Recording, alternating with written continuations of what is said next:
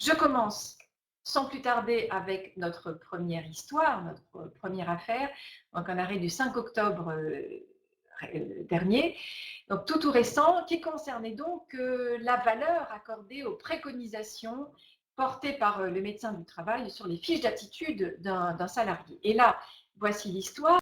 Suite à sa visite d'embauche, un salarié qui exerçait en tant que chef d'équipe façadier avait été déclaré apte par le médecin du travail lors d'une visite d'embauche, mais le médecin avait préconisé sur la fiche d'attitude le port d'un support de poignet.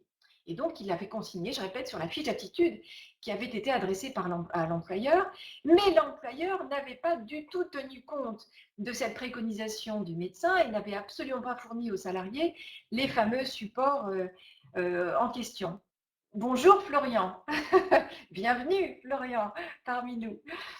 Alors, quelques mois plus tard, ce salarié avait été mis en arrêt de travail par le médecin pour une maladie professionnelle liée à une faiblesse de ses poignets. Et quelques temps après, il avait été licencié pour inaptitude et impossibilité donc de reclassement. Donc le contentieux était le suivant. Ce salarié avait demandé au juge prud'homal des dommages et intérêts en raison d'un manquement de l'employeur à son obligation de sécurité, parce que selon lui, en ne respectant pas les préconisations du médecin du travail, l'employeur avait mis en danger sa santé. Je précise que dans cette affaire, le salarié n'a pas contesté son licenciement pour inaptitude, hein, pas du tout. L'affaire ne portait pas là-dessus, elle portait simplement sur le fait que, selon lui, l'employeur n'avait pas respecté son obligation de sécurité, et donc le salarié demandait des dommages et intérêts. Donc, question, les préconisations ou les recommandations du médecin du travail ont-elles une valeur contraignante? Alors, Julie, vous êtes bloquée au menu, je ne peux rien faire pour vous, ma pauvre, parce que moi, de mon côté, je ne suis pas bloquée, donc il faut voir avec Webikeo si ils peuvent intervenir pour vous aider. Mais là, pour le coup, c'est Webikeo qui a la main sur les problèmes techniques. Je suis désolée, Julie.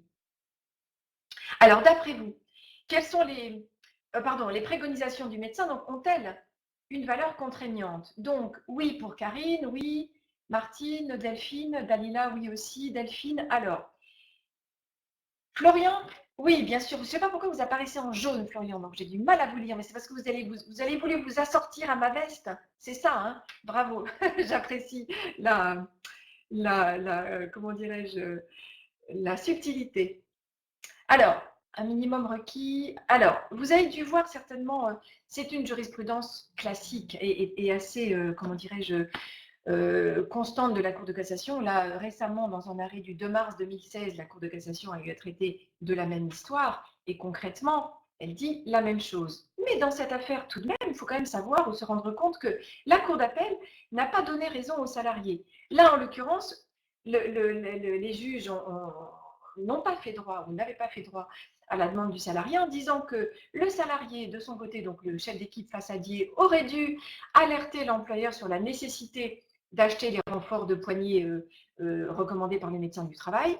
Et il ne produit aucune preuve en ce sens, aucune preuve comme quoi il avait demandé à son employeur, ou il avait alerté son employeur donc sur cette nécessité. Et deuxièmement, pour les juges de la Cour d'appel, l'employeur n'était tenu à aucune obligation concrète du médecin du travail qui ne l'avait pas alerté sur l'achat de ces équipements. Un peu bizarre quand même. Hein. Et donc pour la Cour de cassation, effectivement, jurisprudence constante, en n'appliquant pas la préconisation du médecin du travail, dont il avait été informé par le biais donc d'une indication sur la fiche d'aptitude, l'employeur a manqué à son obligation de sécurité, ce qui justifiait effectivement sa condamnation à verser les dommages et intérêts aux salariés. Donc l'employeur, bien sûr, avait reçu, et là en l'occurrence, les fiches d'aptitude et n'avait pas tenu compte de ces préconisations. Bon, je pense que Florent appréciera Alexandra.